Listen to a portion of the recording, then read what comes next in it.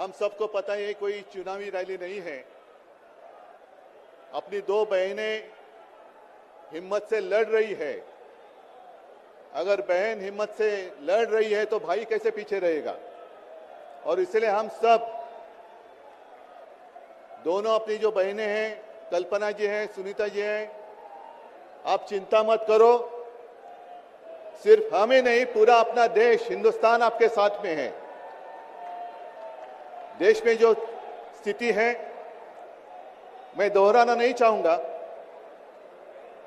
कुछ दिन पहले आशंका थी कि क्या हमारा देश तानाशाही की ओर चल रहा है, लेकिन अब वो आशंका नहीं रही, अब वो सच्चाई है। अगर बीजेपी सरकार को ऐसे लग रहा होगा कि अरविंद जी को अरेस्ट किया, हेमंत जी को अरेस्ट किया तो लोग डर जाएंगे, लेकिन उनको आज तक पता नहीं, उन्होंने अपने देशवासियों को कभी पहचाना नहीं। मेरे भारत का हर कोई डरने वाला नहीं, लड़ने वाला है।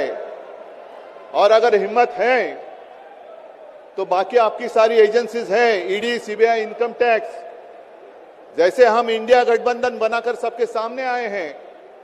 अगर आप में हिम्मत है तो बीजेपी को मैं कहता हूं, चुनौती देता हूं कि बाकी सारी लोगों को छोड़ दो, आप सीधा आपके बैनर पर लगा दो कि बीजेपी के साथ जो 3 साथी पार्टी है वो ईडी, इनकम टैक्स और सीबीआई है। लेकिन अब समय आया है, कितने दिन तक हम उनकी आलोचना करते रहेंगे। अब तो उनका सपना ऐसा है कि 400 पार।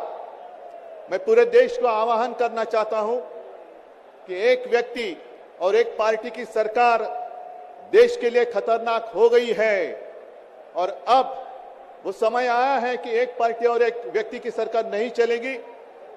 पूरे देश को मैं आह्वान करता हूं कि हम सबको अब चाहिए, मजबूत देश चाहिए, और मिलीजुली सरकार हमें लानी ही होगी।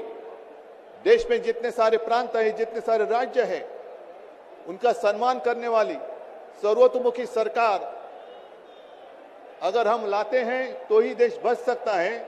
नहीं तो फिर आपका सवाल है, आपका भविष्य आप किसके हाथ में देना चाहते हो। हम सारे आए हैं चुनाव के प्रचार के लिए नहीं आए हैं, हम प्रजातंत्र की रक्षा के लिए आए हैं। और कैसी सरकार है, अरविंद जी के ऊपर इल्जाम लगा दिया, डाल दिया जेल में। हेमंत जी के ऊपर इल्जाम लगा दिया, डाल दिया जेल में।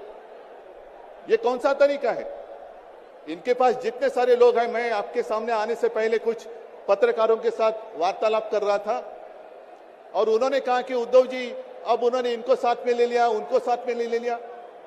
जिनके ऊपर भ्रष्टाचार के आरोप खुद भाजपा ने लगाए थे, उनको उन्होंने वॉशिंग मशीन में डालकर साफ सुथरा नहला धोला कर अपने मंच पर विराजित कर दिया। तो आप क्या विश्वास रख सकते हैं।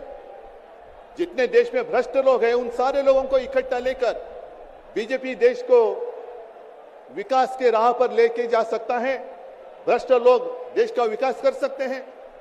तो ये सारी उनकी जो बातें हैं, आज जो अपनी रैली है, किसी ने कहा कि बीजेपी ने इस रैली को ठगों का मेला कहा है। क्या आप सारे लोग ठग हैं। मेरे देश के वासी, मेरे देश प्रेमी लोग क्या ठग हैं। ये तो भ्रष्ट लोग हैं, भ्रष्टाचारी लोग हैं जो भाजपा में है, जुमलेबाज लोग हैं। और मैं ये भी जानता हूं, मुझे याद है कि कुछ दिन पहले उत्तर भारत के सारे किसान दिल्ली आना चाहते थे, नहीं आने दिया। उनके जो रास्ते थे उसमें खिले डाल दिए, उनके ऊपर टीयर गैस छोड़ा, लाठीचार्ज किया। तो मैं पूरे देश के किसानों का आह्वान करता हूं, आप अन्नदाता हो, अन्नदाता देवो भव हमारी संस्कृति है। जो सरकार किसानों को आतंकवादी मानती है और जो सरकार किसानों को दिल्ली आने से रोकती है, तो अब समय है कि पूरे देश के किसानों को आतंकवादी समझने वाली भाजपा सरकार को दिल्ली आने से रोकना होगा। जैसे आपकी राह, उन्होंने आपके रास्ते दिल्ली आने से रोकी थी, वैसे अब किसानों ने बीजेपी को दिल्ली आने से रोकना ही होगा। और एक नारा जो मैंने मुंबई में दिया था, वो जो कहते हैं कि आपकी बार 400 पार, मैं आपको आह्वान करता हूं कि जहां से आप आए हुए हैं, आप जाओ, अपने घर पे जाओ, जहां भी जाएंगे, गांव में जाओ, लेकिन एक नारा आपको देना होगा तानाशाही के खिलाफ, अब की बार भाजपा तड़ी पर।